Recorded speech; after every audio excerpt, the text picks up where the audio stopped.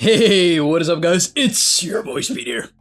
And today we're back with another video. We're doing hero combos here today. We got the 5 of the best hero combos in the current patch. What are we in, 7.37D? It was crazy. Valve was going nuts on the patches for a short period of time. Then I guess Deadlock picked up in traction. Nah, I mean, they're doing alright. I can't complain that much, you know? This is not the worst it's been, but yeah, today we're going to be covering the hero combos, some of the best ones. You can play with your friends or pick in your pubs. You know, obviously if you see a support, you can pick the core, and so on and so forth. So let's get into it and start off with the first hero combo. On top of that, go sign up to the gameleap website, guys. I'm posting new content over there almost every day, and I'll see you there. The first hero combo on this list is Bounty Hunter Visage.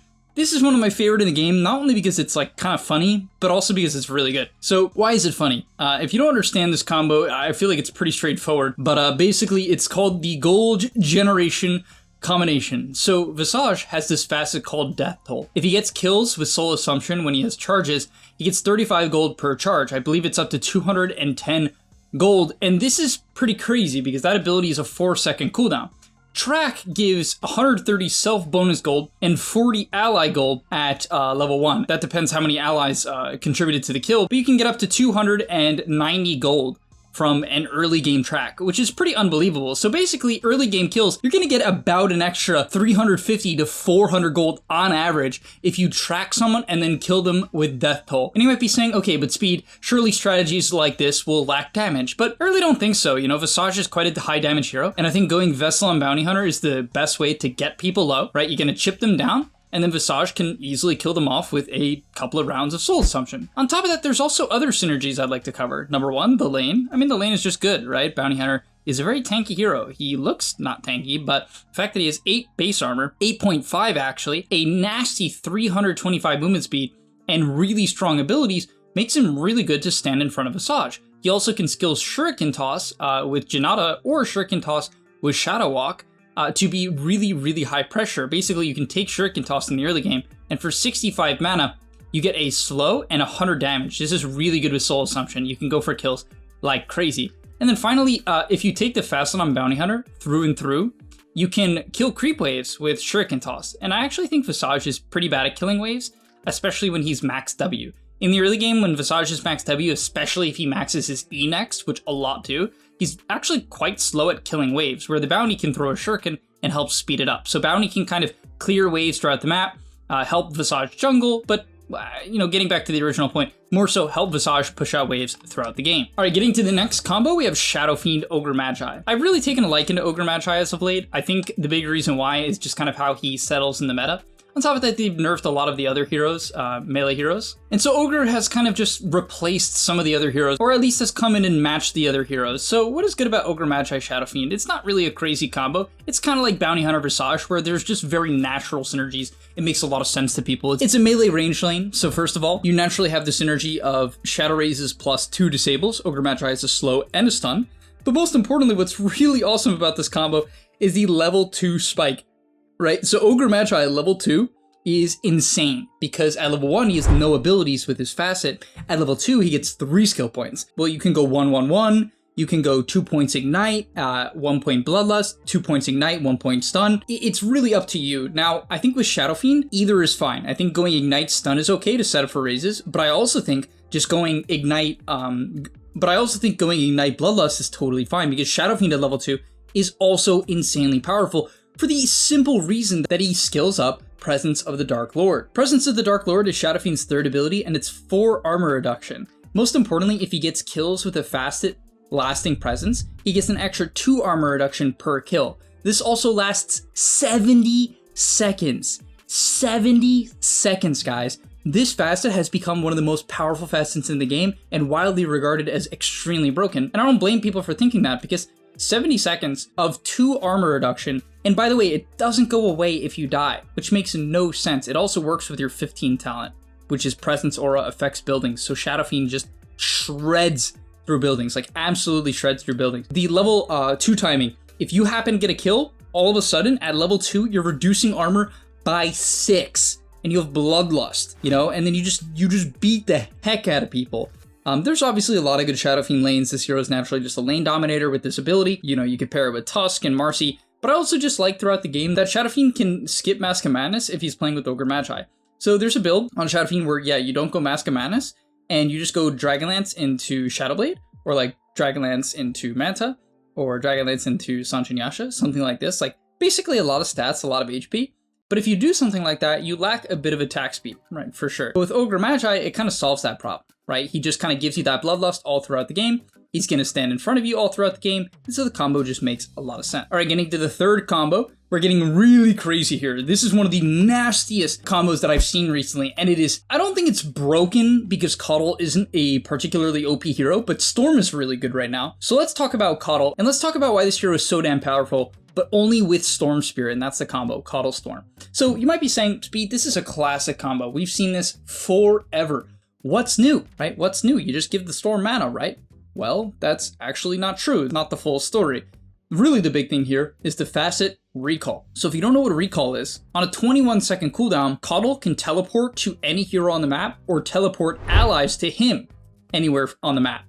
It then gives Chakra Magic to whoever you teleport on and Coddle himself. So when he Chakra Magics, it lowers the cooldown of Recall, and when he uses Recall, it lowers the cooldown of Chakra Magic, as well as Recall itself, funny enough. So you can kind of see where this is going. Basically, on this hero, you can constantly give Storm 600 mana on a ridiculously low cooldown. Why? Because when you recall to him or him to you, you can do either, both work. You are getting Chakra, that's lowering the cooldown of your Chakra and your recall, and then the recall is giving him mana as well. So basically, you're just constantly Chakraing Storm. This gives Storm infinite mana. It also makes the cooldown of his Electric Vortex a much lower cooldown, which is really, really nice. And a big thing as well that people don't even realize, this is another small thing, but it does super matter, is his Shard is a 30-second cooldown. I think Storm Shard is one of the best in the game. I've believed this for forever now. It gives 3 stacks of overload charges to all allies around him, as well as 40 attack speed. And so it basically gives your team this massive damage buff. I think it's super, super OP, and that's an ability as well. And so Coddle buffs that too, and it's really OP because you can use it twice, 3 times in a fight if the Coddle is staying alive. Now keep in mind, the recall can be broken by damage, so obviously you have to be a little bit careful, but generally you're just kind of TPing the Storm into safe areas. You don't need to TP him into the fight. That's completely unreasonable. So yeah, this is one of the goofiest combos in the game. It's getting abused in High Mummar by quite a few High Mummar pairings. Like top-rated players will just kind of queue into the game together and then pick this combo and just stomp noobs like nuts. Next up, we have Warlock Gyro. Yeah, I mean, I just love Warlock and I love Gyro, so what can I say? I'm a little bit biased here, but it is one of the best combos in the game. I mean, these heroes just have an unbelievable amount of synergy, and let's talk about why that's the case. First of all, we have the laning stage. This one's pretty straightforward. Fatal Bonds and Flat Cannon is a really, really good combo. It blows up the creep wave, so it's really hard to contest last hits. And most importantly, the Flat Cannon plus Fatal Bonds is just nasty damage, because the Flak is going to hit everything that Fatal Bonds is affecting, and that's just huge damage. Then from there, Gyrocopter often has a bit of HP sustain issues, and this actually plays out through the entire game. So I actually believe that max heal Warlock, like Fatal Bonds heal Warlock, is generally the way to go with Gyro, or you can skill Upheaval. If the enemy is trash, what you can do, if the enemy is trash, you can just click Upheaval and Gyro can Rocket Barrage, or if you're a little bit higher skill, Gyro at level 4, or sometimes even level 2, can put Rocket on them, and if they don't respond correctly, you can use the Rocket Stun with Upheaval to help chase them down, right? You can skill Rocket and Rocket Barrage to really put pressure and chase people down. And then throughout the game, I mean, there's a lot of synergy. I mean, first of all, Warlock gets items really effectively. Gyro is a hero that absolutely needs to be buffed to man-fight the majority of carries. And what I mean by buffed, I don't mean buffed by Ice Frog, I mean buffed by items. Solar Crest, Drums, and Glimmer. And Warlock is gonna get these items. He can clear waves and camps with Upheaval and Fatal Bonds, as well as his heal. It's AoE, so it actually clears waves, which is why I love that build. You can one-shot waves with heal plus Fatal Bonds on an 18-second cooldown. And you farm with your ulti, right? So after the teamfight ends, typically the golem's still going to be up in the early game, and you can farm 3 to 4 camps if you're efficient. So you can farm up these items, put them on Gyro, heal the Gyro, because as I said, he has sustain issues throughout the early game. And then finally in teamfights, I mean, it's probably about what you'd expect, right? Fatal Bonds plus not only Flat Cannon, but also the ulti cooldown is really good. And the last thing to mention as well is the Upheaval attack speed at level 15. Basically, Warlock has his talent at level 15. The longer the ally stays in the Upheaval, the more attack speed they get, and it's up to 70. This pairs really well with the early siege that Gyro can do, and helps the hero just put out crazy Flat Cannons. Alright, and finally, the last combo of the game, another one I am a huge fan of, Tusk Dawn. This combo, guys, is wonderful. Like, super love it. So first of all, in the lane, the first thing we want to talk about, and that's tag team plus Starbreaker. So tag team, it basically gives damage on auto attacks, but oddly enough, Dawnbreaker's first ability, the thing where you swing your hammer, counts as auto attacks. And so it works with tag team, and you blow people up because Tusk hits shards, Dawnbreaker easily connects with her W, which was recently buffed in mana cost, and then she clicks the Q with the tag team, and people explode. Like, this lane, if you don't have disengage, will kill you 5 to 6 times, easily. If they don't have, like, good stuns or, like, some Weaver who can get out of the slows, it's wrapped up. Like, this lane is straight up unplayable for a huge portion of the cast. And then in the game, it really synergizes just super well. Like, a lot of these cheesy lanes where it's, like, some odd interaction between abilities tend to kind of fall off as the game progresses, but I don't believe that's the case with Tusk Dawn at all. I mean, first of all, that tag team Starbreaker combo is good throughout the game. It always does quite a bit of damage. It's just that good. And then on top of that, it's just the synergy in spells. Tusk is going to initiate fights. He's going to go in. He has some of the highest control in the game. I mean, the hero literally has 4 disables. The ult is a stun, the E is a slow, the W is a stun, and the Q is shards, which traps people. Dawnbreaker, as an offlaner, lacks disable. Yes, she has a stun and a slow technically, but the stun, the ulti, is basically impossible to hit if the enemy isn't being controlled. Tusk will do that for you, and he will soak damage, which you feel good about. The Tusk is going to go in, he's going to get chipped, poked, you're going to heal him, counter-initiate, then pair with his tag team.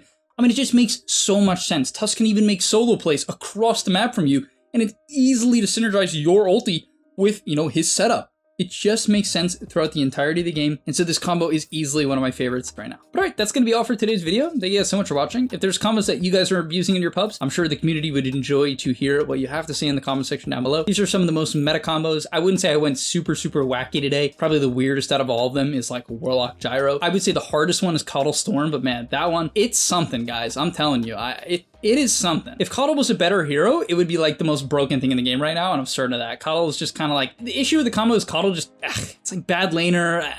It feels good, the combo, but Coddle alone, I feel like it's terrible. All right, see you guys. And that's all, but remember, before you leave, come on, before you tune out, subscribe to the GameLeap website, where we are going to help you get to the next rank. If you're stuck, click the link down below, and I'm out. Peace.